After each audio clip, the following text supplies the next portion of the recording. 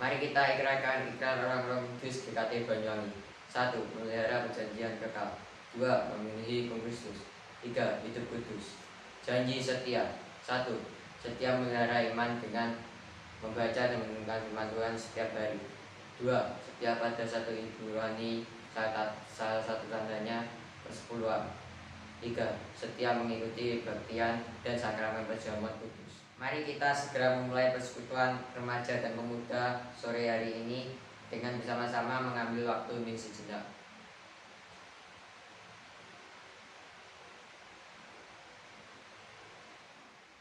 Angkatlah hatimu pada Allah dan percayalah bahwa pertolongan kita adalah di dalam nama Tuhan, pencipta langit, bumi, dan segala isinya.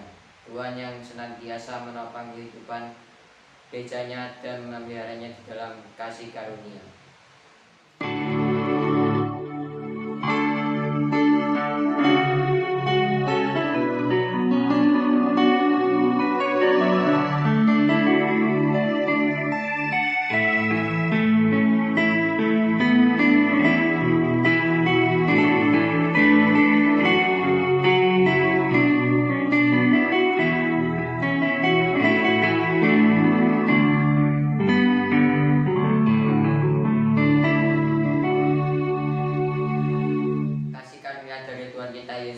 Menyertai saudara-saudara sekalian.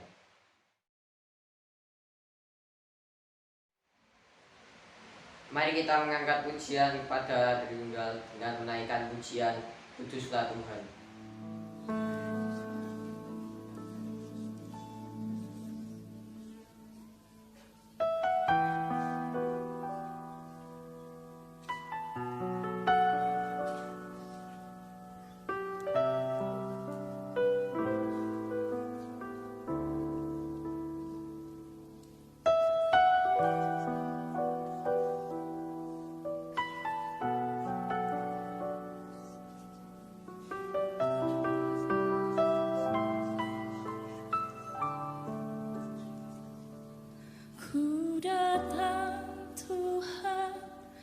Dalam hadirat-Mu berhiaskan kekudusan, seluruh surga sujud menyembah-Mu. Ku tersungkur dan berseru,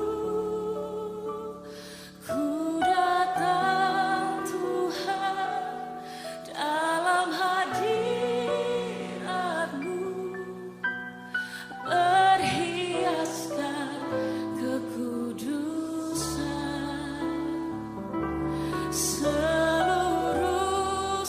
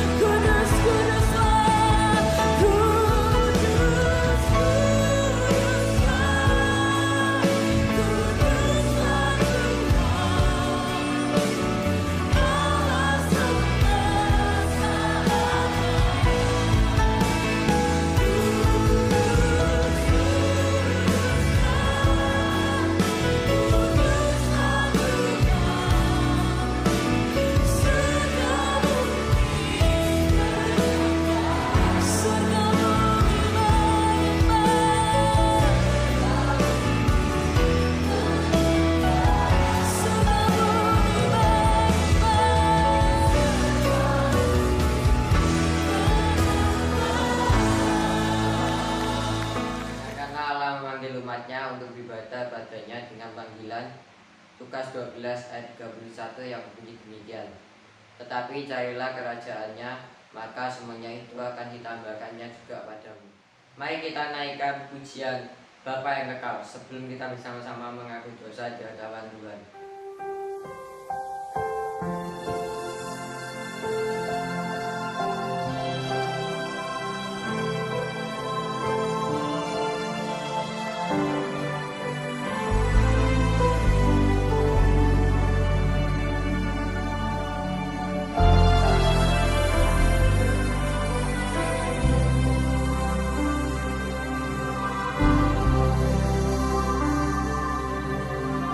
Haleluya.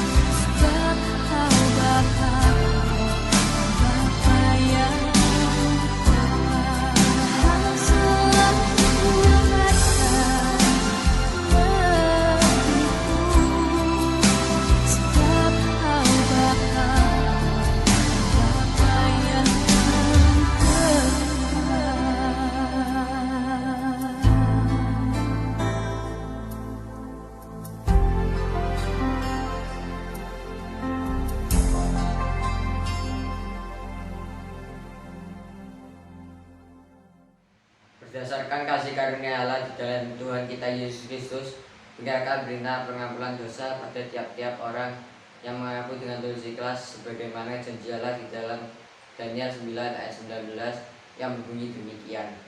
Ya Tuhan, dengarkanlah.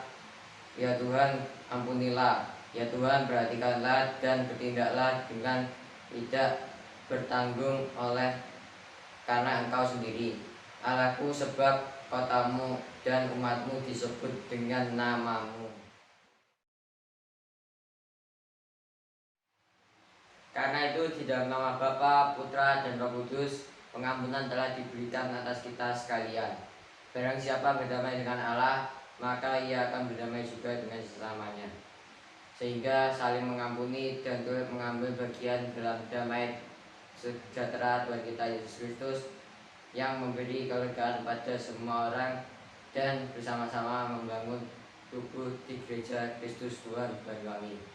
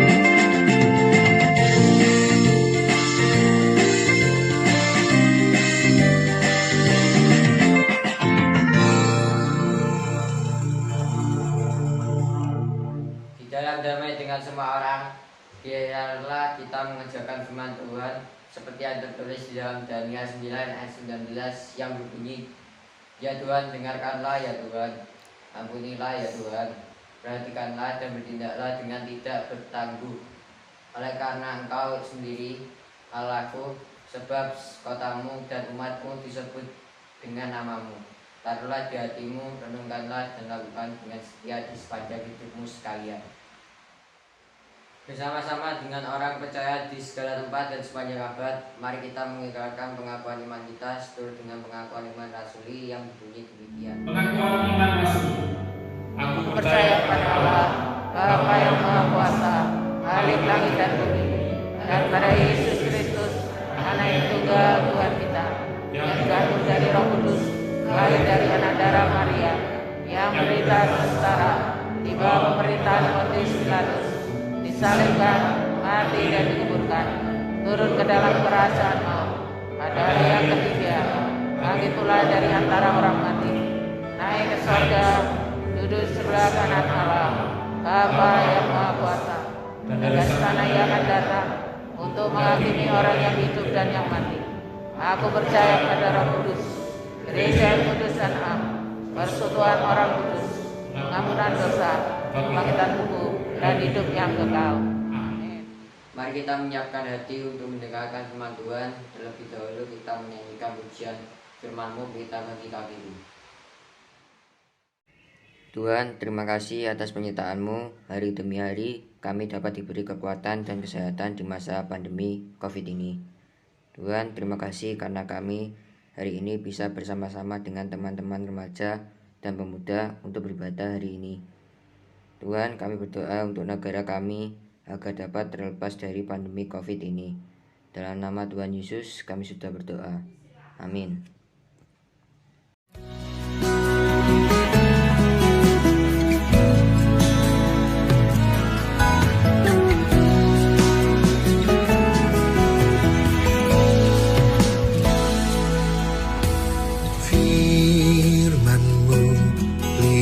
Bagi kakiku, terang bagi jalanku. Firman-Mu pelita bagi kakiku, terang bagi jalanku. Waktu ku bimbang dan hilang jalanku, tetaplah kau di sisiku. Dan takkan ku takut asal kau di dekatku, besertaku selamanya.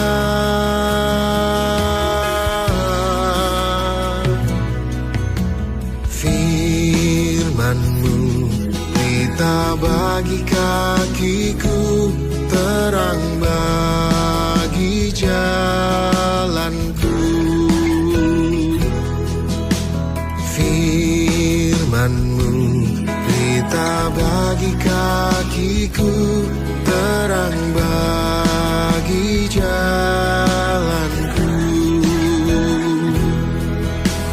Waktu ku bimbang dan hilang jalanku, tetaplah kau di sisiku. Dan takkan ku takut asal kau di dekatku, besertaku selamanya.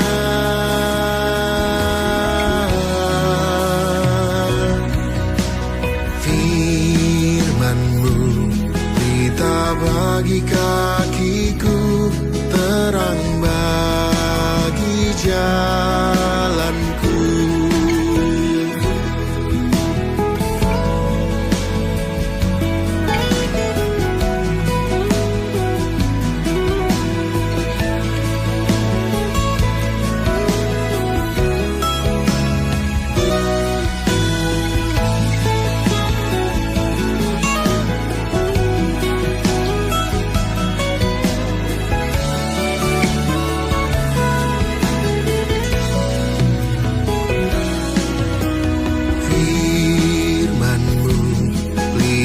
Bagi kakiku, terang bagi jalanku.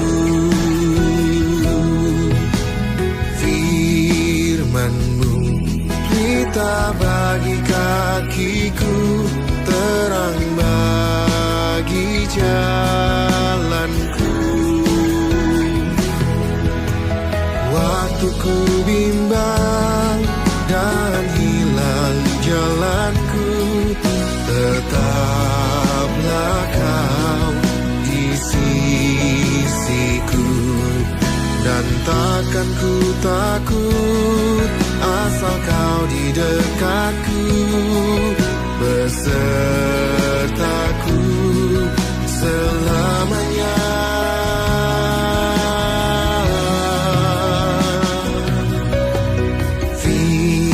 Firman-Mu pelita bagi kakiku, terang bagi jalanku.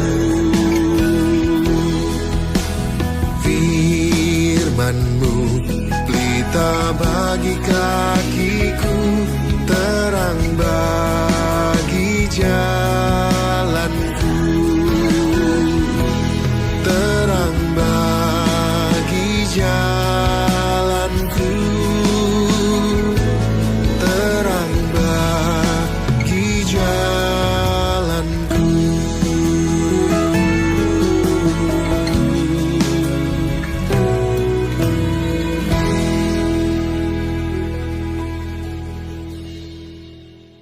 I'm holding to the unseen hand that guides me through this weary land, and some sweet day I'll take my stand, still holding to the unseen hand. Jika kata-kata motivasi yang bukan dari Alkitab dapat membangkitkan semangat saudara dari keterpurukan, mestinya akan lebih lagi jika kata-kata Allah sendiri bukan hanya membangkitkan semangat saudara, namun mestinya lebih daripada itu berkuasa membangkitkan orang mati. Persoalannya adalah apakah kita percaya bahwa Alkitab itu adalah wahyu khusus Allah dan diinspirasikan oleh Roh Kudus? Pengakuan iman Belgika mengatakan demikian. Kami menerima semua kitab-kitab ini, maksudnya kitab dalam Alkitab, dan kitab-kitab ini sajalah sebagai kitab kudus dan kanonik untuk mengatur, membangun, dan meneguhkan iman kami. Jadi, kembalilah kepadanya dan kepada firman-Nya.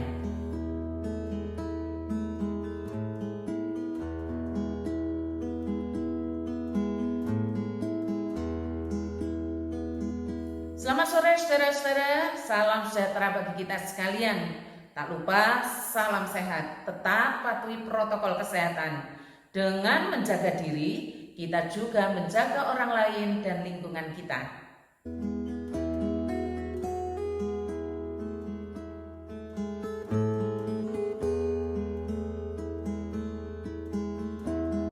Mari kita memohon pertolongan Allah Roh Kudus untuk bersama-sama menerima firman-Nya pada hari ini. Mari kita berdoa. Ya Allah Roh Kudus, berikanlah kepada kami kebangkitan Kristus, agar kami sekalian diberikan kesanggupan untuk menerima sabda Allah dengan pengertian yang benar. Sebab kami tak akan pernah sanggup melakukannya dengan usaha sendiri, karena dosa telah membutakan kami sekalian. Jauhkan daripada kami lamban hati terhadap firman-Mu. Ajarlah kami setiap saat untuk percaya dan makin percaya setiap hari, serta tunduk terhadap otoritas firman-Mu. Pada hari ini kami akan belajar mengenai keteguhan Daniel dan kawan-kawannya. Ajarlah kami mengenal rahasia yang dimilikinya, sehingga kami pun menjadi generasi yang tangguh di tengah-tengah zaman yang cepat berubah ini. Di dalam nama Putra-Mu, Tuhan kami Yesus Kristus, kami naikkan doa dan permohonan kami. Amin.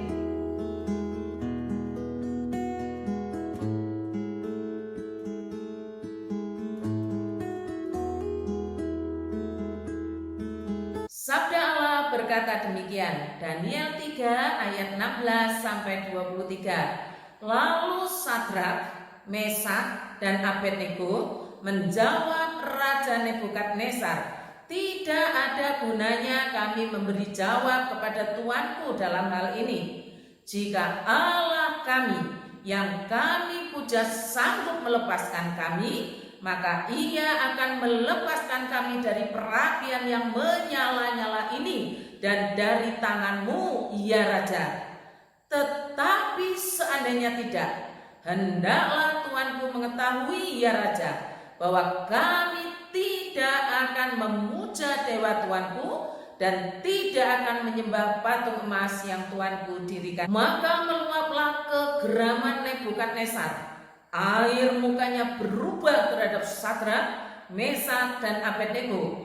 Lalu diperintahkannya supaya perapian itu dibuat 7 kali lebih panas dari yang biasa.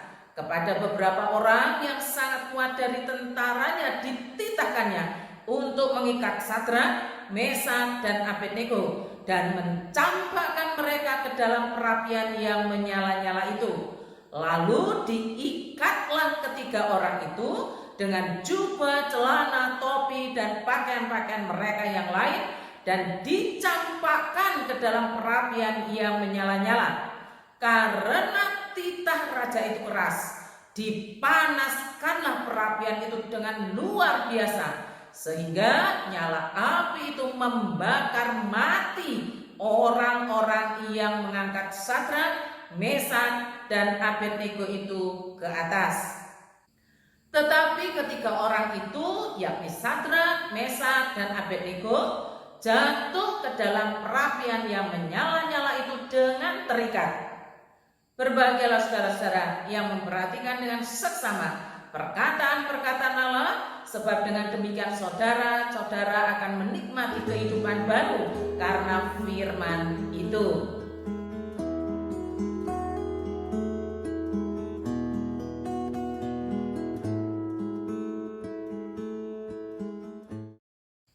Jujur ya saudara, kalau saudara dalam keadaan sulit dan membahayakan nyawa saudara, saudara mau ngomong apa sama Tuhan? Saudara mau berdoa bagaimana kepada Tuhan Allah? Paling tidak, kalau menurut Lose, ya pasti minta pertolongan, itu pasti. Tetapi tahukah saudara bagaimana cara Allah menolong saudara? Menolong menurut maksudnya Allah sendiri. Bisa jadi saudara itu mikirkan A jawabannya. Oh, pasti pertolongan itu bentuknya A. Namun ternyata pertolongan yang Allah sediakan B atau C. Pertanyaannya, bisakah saudara menerima B, C, mungkin juga D itu sebagai jawaban yang terbaik, walau sesungguhnya yang saudara minta itu adalah A? Pikiran kita selalu membatasi jawaban Allah dengan A. Pokoknya A, pasti A, begitu. Sedangkan jawaban Allah itu sebenarnya lebih luas, lebih banyak. Bisa B, bisa C, bisa D, yaitu menurut kehendak Allah, kemahakuasaan Allah. Bila saudara mau mengenal Allah dengan lebih dalam lagi, lebih lagi seperti yang Allah sendiri katakan dalam Alkitab, maka Lose yakin saudara akan menjadi generasi yang tangguh, generasi yang kuat pada zaman ini. Sebagaimana Daniel, bahkan 3 sahabatnya, Sadrak, Mesak, Abednego atau 4 orang ini menjadi generasi yang tangguh pada zaman itu. Kenapa? Karena pengenalan yang benar akan Allahnya dan pengenalan itu mempengaruhi seluruh hidupnya. Lose yakin sekali bahwa kalian semua tahu kisah Sadrak, Mesak, dan Abednego ini. Tahu, karena kalau kalian mengikuti dari sekolah minggu pasti pernah diceritakan atau disampaikan. Tetapi Lose tetap ingin sedikit mengisahkan kisah ini berdasarkan latar belakangnya supaya kita dapat menangkap maksud Allah, apa yang mau Allah sampaikan lewat kisah ini. Begini ceritanya. Daniel, Sadrak, Mesak, dan Abednego itu adalah 4 orang dari sekian puluh ribu orang bangsa Yehuda yang dibuang ke negeri Babel. Mereka dibuang ini adalah orang-orang pilihan. Mereka akan dipergunakan oleh kerajaan Babel untuk mengabdi kepada raja dan untuk membesarkan kerajaan Babel. Jadi kalau ngomong yang dibuang, yang diangkut dalam pembuangan itu, mereka yang punya status sosial yang tinggi, berkasta yang tinggi, yang berpendidikan, yang punya keahlian, yang masih muda dan kuat. Sementara yang tua-tua, yang lemah, yang miskin, bahkan rakyat jelata itu ditinggalkan, tetap ada di Yerusalem. Mereka yang diangkut dalam pembuangan itu sadar sesadar-sadarnya dan mengerti bahwa mereka berada dalam suatu negeri yang punya sistem raja adalah Tuhan yang harus disembah. Berikut juga berarti dewa-dewanya harus juga disembah. Dewa-dewanya raja harus mereka sembah juga, pasti harus disembah. Tidak ada undang-undang hak asasi manusia, tidak ada pengacara yang dapat membela mereka apabila mereka tidak melakukan itu, tidak ada. Apalagi statusnya sebenarnya adalah orang buangan, tawanan raja. Prinsipnya itu hanya satu, nurut apapun yang diperintahkan oleh raja, maka akan hidup. Kalau tidak nurut, jelas hukuman mati. Undang-undang tertinggi adalah raja sendiri. Dalam hal ini adalah Raja Nebukadnezar. Tidak ada pilihan, tidak ada negosiasi, tidak ada apa-apa. Yang penting nurut. Nurut hidup, tidak nurut mati atau dihukum mati. Singkat cerita, sepertinya nasib mereka berempat ini mujur. Sepertinya dibandingkan dengan sesama tawanan, sesama orang buangan, orang-orang Yahudi. Karena sekali lagi sepertinya loh saudara, bukan pasti, sepertinya. Kenapa? Kalau membaca di pasal sebelumnya yaitu pasal 2, setelah Daniel dianugerahi karunia oleh karena Allah sendiri dan dapat menjelaskan makna mimpi Raja Nebukadnezar, maka dicatat begini. Lalu raja memuliakan Daniel, dianugerahi nyala dengan banyak pemberian yang besar, dan dibuatnya dia menjadi penguasa atas seluruh wilayah Babel dan menjadi kepala semua orang bijaksana di Babel. Atas permintaan Daniel, raja menyerahkan pemerintahan wilayah Babel itu kepada Sadrak, Mesak, dan Abednego. Sedang Daniel sendiri tinggal di istana raja. Jadi ketiga teman-temannya ini dapat kedudukan di pemerintahan karena rekomendasi dari Daniel. Kalaulah kisahnya berhenti sampai di sini, maka kita tidak akan benar-benar mengerti tentang Allah yang berdaulat dan tidak akan pernah mengerti bagaimana kepercayaan kepada Allah yang berdaulat itu akan membuat orang yang percaya kepada Allah menjadi generasi yang tangguh. Mengapa? Mari kita lanjutkan. Sejarah dan peristiwa dengan cepat berubah, saudara, dan dengan cepat pula berbalik. Tidak terlalu lama ketiga sahabat Daniel yang duduk dalam pemerintahan di wilayah Babel, kalau di mata umum itu suatu pencapaian yang luar biasa, sebab dipertimbangkan mereka ini Sadrak, Mesak, Abednego itu kan imigran, statusnya tawanan, bukan warga negara asli Babel, bukan. Kalau karena itu tidak mengherankan banyak orang Babel yang asli menjadi cemburu dan iri hati. Sehingga di pasal 3 dari kitab Daniel dicatat begini. Pada suatu waktu Raja Nebukadnezar membuat sebuah patung emas yang tingginya 27 meter dan lebarnya hampir 3 meter. Ia mendirikannya di dataran Dura di provinsi Babel. Sekalipun tidak dicatat oleh Alkitab, kita tahu bahwa latar belakang sampai dibangunnya patung yang sangat besar dan tinggi itu adalah motif iri hati dan cemburu dari orang-orang Babel, dari orang-orang Kasdim. Catatan itu yang bisa kita peroleh informasinya begini, saudara. Pada waktu itu juga tampillah beberapa orang Kasdim menuduh orang Yahudi. Berkatalah mereka kepada Raja Nebukadnezar, "Ya Raja, kekalah hidup tuanku. Tuanku Raja telah mengeluarkan titah bahwa setiap orang yang mendengar bunyi sangkakala, seruling, kecapi, rebab, gambus, serdam, dan berbagai-bagai jenis bunyi-bunyian harus sujud menyembah patung emas itu. Tuanku Raja telah mengeluarkan titah bahwa setiap orang yang mendengar bunyi sangkakala, seruling, kecapi, rebab, gambus, serdam, dan berbagai-bagai jenis bunyi-bunyian harus sujud menyembah patung emas itu."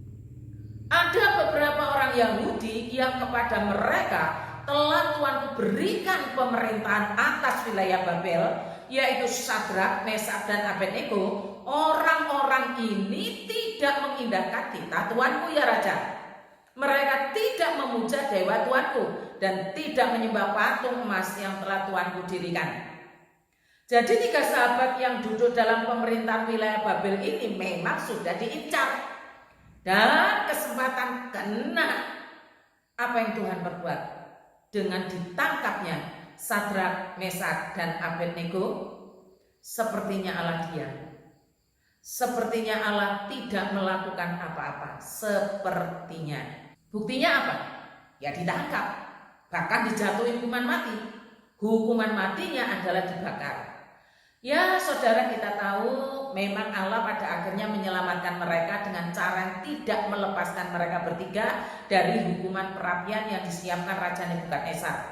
Tetapi mari kita sejenak memikirkan cara kerja Allah yang berdaulat itu atas peristiwa yang sangat mencekam dan menakutkan yang dialami oleh orang-orang yang sungguh-sungguh percaya kepada Allah.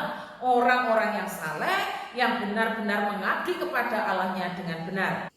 Mengapa kita harus merenungkan kedaulatan Allah ini? Khususnya pada saat dan situasi kondisi yang tidak aman sama sekali, bahkan bisa dikatakan mencekam dan membawa kepada kematian. Allah adalah Allah yang berdaulat dari dulu, sekarang, sampai selama-lamanya. Bahkan sampai pada zaman kita sekarang ini, Allah yang berdaulat itu tidak berubah. Karena itu kita mesti ngerti Allah yang berdaulat. Allah memang berdaulat, harus menjadi penghiburan luar biasa dan sumber kekuatan bagi kita.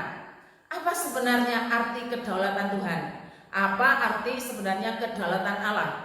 Singkatnya, artinya itu Allah yang berkuasa, Dia yang memegang kendali. Itu artinya Allah yang berdaulat. Secara singkat, dalam kitab suci ditulis, dan kamu, rambut kepalamu pun terhitung semuanya. Persoalannya adalah bukan pada Allah yang berdaulat. Persoalannya adalah pada pengetahuan iman kita dan kesanggupan kita mempercayai Allah yang berdaulat itu.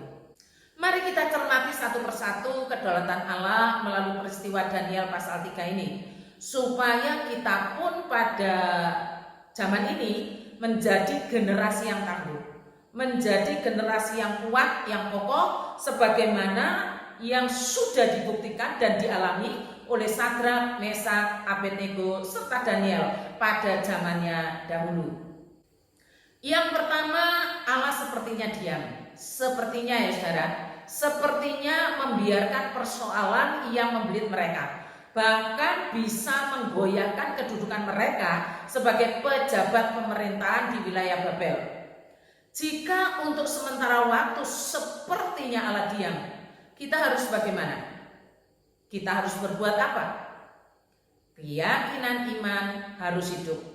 Keyakinan iman harus tumbuh di dalam seseorang yang mengakui kedaulatan Allah. Seperti yang dicatat dalam pengakuan iman itu demikian, bahwa saya bukan milik saya sendiri, melainkan tubuh dan jiwa saya, baik pada waktu hidup maupun pada waktu mati adalah milik juru selamat saya yang setia, Yesus Kristus. Ini penting. Pengakuan iman itu harus sampai merasuk hidup di dalam diri kita, bahwa saya bukan milik saya sendiri, melainkan tubuh dan jiwa saya, baik pada waktu hidup maupun pada waktu mati adalah milik juru selamat saya yang setia, Yesus Kristus. Nah, kalau tubuh dan jiwa saja bukan milik kita, apalagi yang namanya jabatan, yang namanya kedudukan, bahkan nyawa sekalipun. Ajaran ini harus mantap, harus kuat di dalam diri kita, tidak boleh ngambang. Orang yang mempercayai kedaulatan Allah, maka ia akan memegang teguh ajaran bahwa saya bukan milik saya sendiri, melainkan tubuh dan jiwa saya, baik pada waktu hidup maupun pada waktu mati adalah milik juru selamat saya yang setia, Yesus Kristus. Termasuk dengan jabatan atau kedudukan dan lain-lain, bahkan nyawa sekalipun. Kalau sudah memegang teguh keyakinan iman ini, maka sekalipun diancam akan dirampas kedudukannya tadi, akan diambil, bahkan dihilangkan, ya tidak akan merasa kehilangan. Sebaliknya orang yang berikhtiar untuk mengancam, merampas, menghilangkan akan berhadapan dengan sang pemilik, yaitu Yesus Kristus. Menyadari siapa dirinya di pembuangan dan jabatan di pemerintahan itu bukan tujuan yang akan mereka kejar, sebab mereka tahu ada tujuan Allah yang sedang mereka kerjakan di situ. Jadi kalaupun akhirnya mereka lengser dari kedudukannya, itu bukan suatu kehilangan. Tetapi memang jabatan itu bukan hak yang harus mereka terima atau mereka pertahankan di negeri itu. Yang harus dipertahankan adalah iman kepada Allah yang berdaulat. Bukan hanya jabatan atau kedudukan yang akan hilang. 3 sahabat ini sadar benar akan tiba waktunya sampai kehilangan nyawanya. Itu sebuah kepastian, hanya menunggu waktu saja. Generasi yang tangguh itu punya keyakinan iman akan kedaulatan Allah dan tahu bagaimana merespon. Saudara-saudara yang dikasihi Tuhan, yang bisa menjadi generasi yang tangguh itu bukan hanya Sadrak, bukan hanya Mesak, bukan hanya Abednego, bukan hanya Daniel. Kita pun bisa, sangat bisa. Mereka bertiga itu loh manusia biasa seperti kita. Hanya yang membedakan adalah kualitas imannya. Mereka terdidik dalam soal-soal iman sejak mereka masih anak-anak. Diperkirakan mereka itu umur 15-an loh dibuang ke Babel, diangkut dalam pembuangan. Dan sudah menjadi tradisi yang berurat akar bahwa orang-orang Yehuda yang ada di Yerusalem dididik dari umur 0 sampai 12 tahun itu belajar kitab suci, kitab para nabi dan hukum Taurat, belajar firman Allah, bahkan belajar sampai ngelontok. Bukan hanya belajar, tapi mereka percaya. Itu penting. Sehingga nilai-nilai firman itu hidup dalam diri mereka. Inilah ketangguhan mereka yang dibangun di atas ajaran kitab suci, bukan dari yang lain. Tangguh karena ajaran itu hidup di dalam diri mereka. Kalian pun semestinya ya bisa, bahkan sangat bisa. Mengapa? Loh, sudah diajari loh melalui ikrar orang-orang kudus. Masih ingat saudara? Bahkan sudah diajari lewat janji setia. Lengkap di situ. Persoalannya di mana? Persoalannya ada pada diri sendiri. Percaya kepada Allah, tetapi terhadap firman Allah atau ajaran Alkitab itu relatif, ya tidak seimbang. Bukan menempatkan diri yang butuh Tuhan dan firman-Nya, tapi seringkali kita ini justru seolah-olah menganggap Tuhan yang butuh kita. Dengan dalih kan Tuhan mencari yang sesat dan berdosa. Keliru. Orang yang percaya kepada Allah yang berdaulat, dia percaya kepada firman-Nya dan dia hidup dari firman itu. Iman tidak dapat teguh tanpa firman.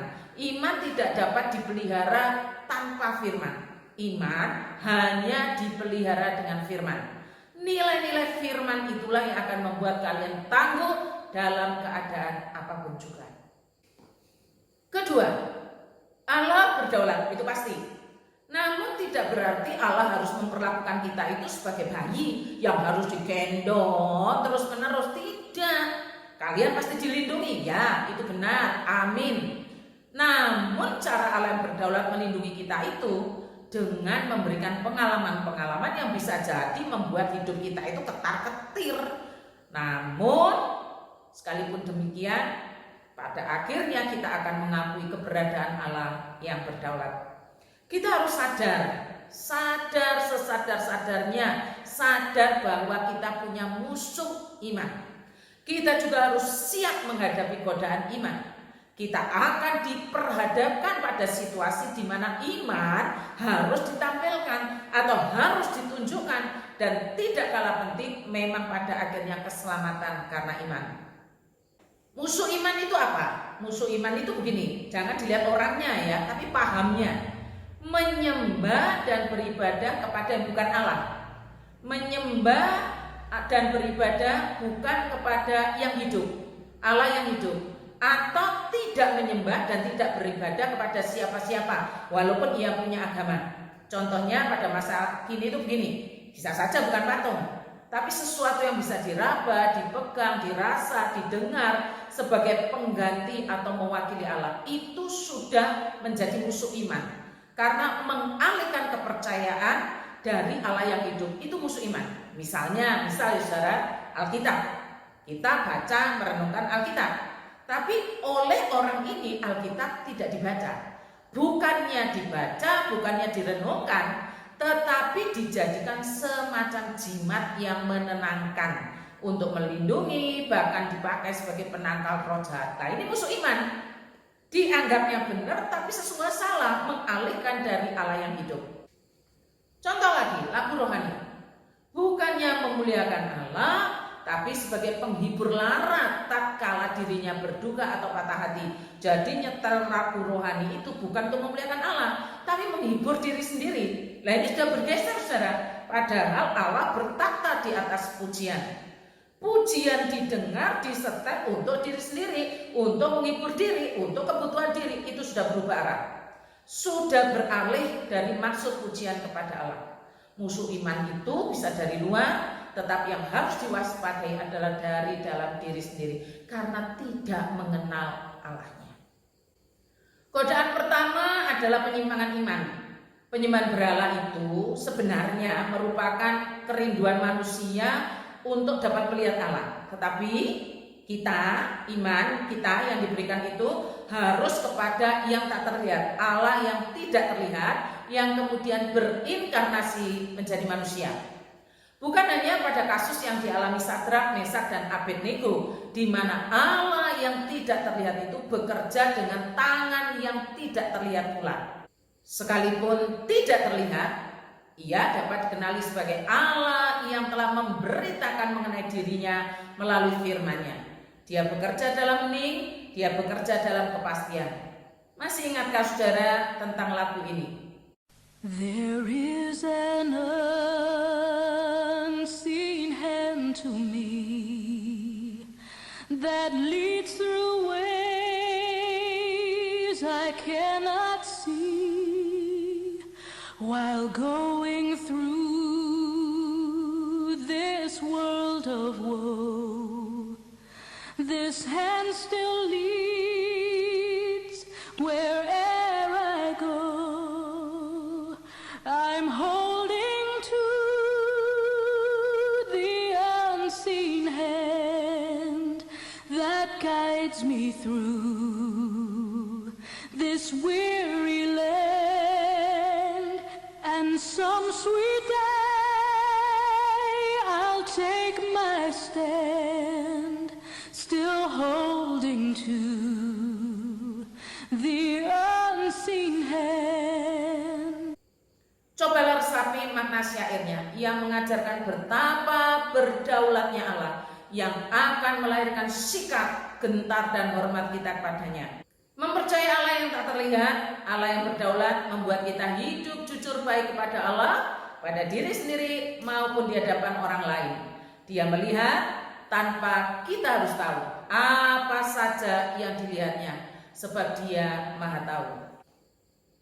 Orang yang tidak jujur dalam hidupnya sebenarnya menunjukkan Allahnya yang terbatas dan tidak maha melihat, tidak maha tahu sekalipun dia seorang Kristen. Godaan yang kedua, mengkompromikan iman. Kemajuan dalam pekerjaan tampaknya memang bergantung pada penyesuaian diri dan penyembahan berhala, sementara mereka dengan lihai menyembunyikan penolakan mereka terhadapnya dan juga menunjukkan godaan untuk menyembunyikan iman. Tetapi mari kita perhatikan, Allah kami sanggup melepaskan kami. Ini yang menunjukkan keyakinan penuh dari iman tiga sahabat ini. Dan dilanjutkan, dan dari tanganmu ya Raja. Ini saudara ya, menunjukkan pengetahuan penuh dari iman mereka. Mereka tidak tahu bagaimana Allah akan membebaskan mereka dari sang raja. Apakah dengan kematian yang menghantar mereka langsung ke hadapan hadiratnya, atau dengan tindakan khusus Allah yang menyelamatkan mereka hidup-hidup. Tetapi sekali lagi, kalau kita masih mempelajari sampai di sini, mereka punya keyakinan hidup maupun mati mereka tahu mereka adalah milik Allah. Saudara-saudara yang dikasihi oleh Tuhan, godaan ini sepertinya menghadapkan kita pada dua pilihan, antara menyembunyikan iman atau mengkompromikan serta menampakkan iman. Sepertinya kalau pengetahuan iman kita memadai, kita tidak sedang diperhadapkan pada dua pilihan itu, tetapi kita sebenarnya sedang dituntun untuk memilih yang satu, yaitu kepercayaan kepada Allah yang berdaulat. Saat hati berat memilih untuk tetap percaya kepada Allah, pada saat itulah sebenarnya hati kita sudah terjerat untuk berkompromi atau menyembunyikan iman. Lose sengaja tidak membahas sampai akhir, di mana mereka bertiga diselamatkan, sebab Allah masih punya banyak stok cara untuk menyelamatkan orang-orang beriman pada zaman ini menurut caranya. Tetapi begini, seumpama harus mati pun, itu cara Allah menyelamatkan miliknya. Sebagaimana para martir, sebab darah martir dikatakan benih yang akan menumbuhkan Injil kerajaannya. Generasi yang tangguh itu selalu membangun imannya dari ajaran kitab suci. Itu yang paling dasar. Bukan hanya sekedar nonton YouTube, bukan sekedar senang berdebat, bukan cuma sekedar mendengar sambil lalu, tapi benar-benar serius menyelidiki, menemukan artinya. Gambarannya adalah seperti seorang murid-muridnya Tuhan Yesus, bukan murid zaman sekarang, seperti seorang murid yang terus-menerus belajar dari sang guru agung kita, Anak Allah dan Roh Kudus. Banyak orang yang bisa jadi pemimpin, bisa mempunyai kedudukan, bisa mempunyai semuanya, bahkan keberhasilan di berbagai bidang. Namun orang yang tangguh imannya tahu benar bahwa ia harus dipertahankan dalam hidup ini adalah imannya, kepercayaannya kepada Allah yang hidup, Allah yang berdaulat. Orang yang tangguh imannya tidak akan takut kehilangan, sementara orang yang tidak beriman sangat takut kehilangan apa yang sudah diraihnya saat ini.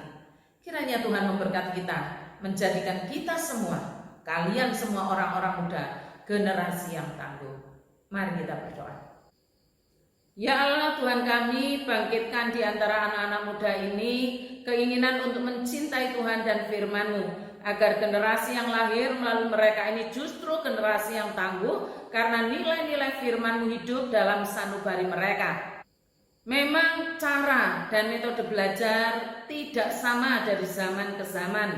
Namun kalau dicermati justru di zaman ini, di zaman semua digital ini, seharusnya lebih memudahkan seseorang untuk belajar firman-Mu. Yang kurang pada kami adalah keinginan dan hasrat yang dilandasi cinta akan diri-Mu. Tambahkanlah kepada kami ini iman untuk mempercayai, mengasihi-Mu ya Allah, sehingga Roh Kudus membangkitkan generasi yang tangguh pada zamannya. Terima kasih Tuhan, kasihanilah kami, kasihanilah generasi demi generasi gereja-Mu. Bangkitkan para pemimpin yang nilai-nilai firman-Nya hidup di dalam diri orang itu.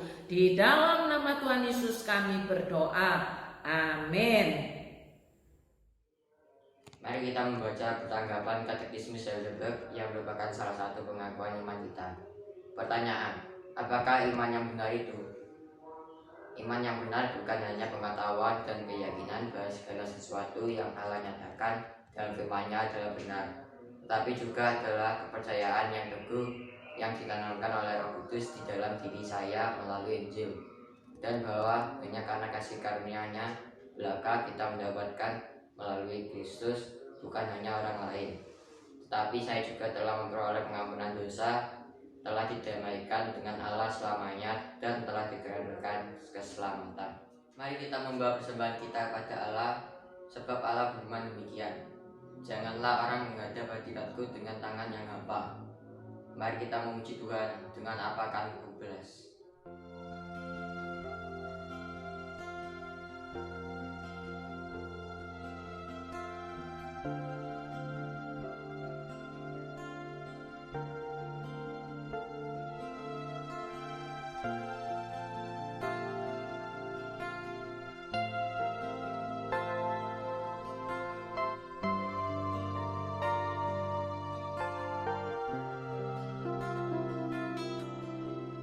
Allah yang setia, Bapa yang mulia, kasih-Mu besar Tuhan, Kau pulihkan hidupku.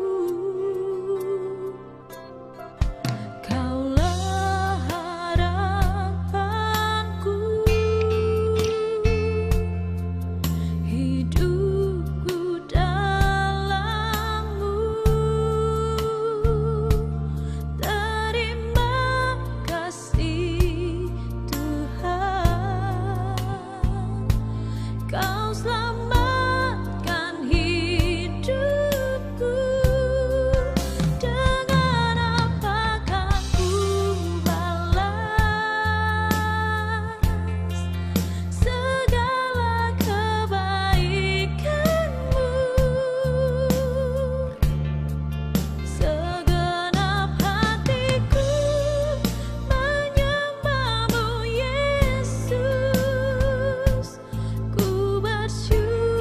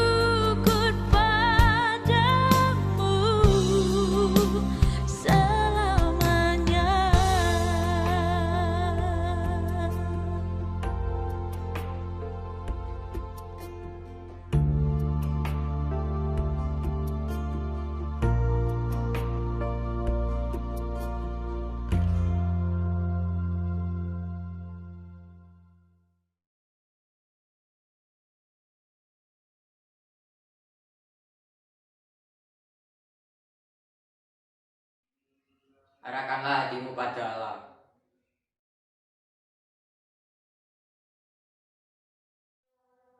Pulanglah dan hiduplah dalam ketaatan, keputusan, dan kesetiaan terhadap perjanjian.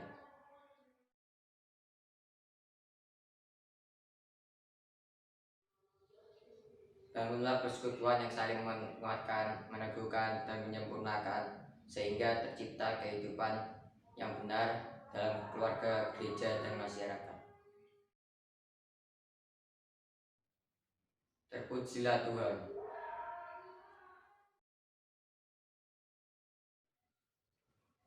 Mari kita mengembalikan segala kemuliaan hanya bagi Tuhan dengan menaikkan doksologi setelah berkat yang disampaikan oleh Pendeta Arnesli. Kita nyanyikan pujian Amin. Puji Allah Bapa, puji Allah Putra, puji Allah Roh Kudus, ketiganya esa.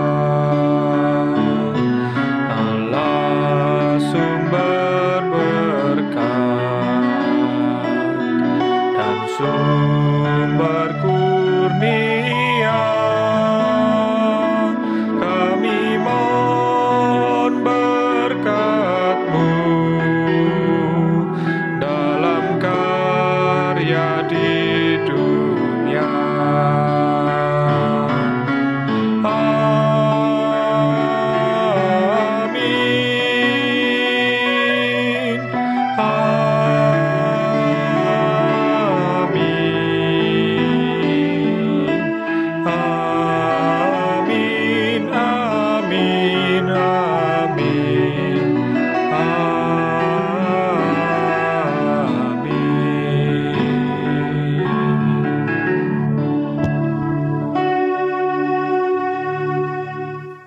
Akhirnya, saudara-saudara, terimalah berkat Tuhan. Tuhan memberkati engkau dan melindungi engkau. Tuhan menyinari engkau dengan wajah-Nya dan memberi engkau kasih karunia. Tuhan menghadapkan wajah-Nya kepadamu dan memberi engkau damai sejahtera. Amin.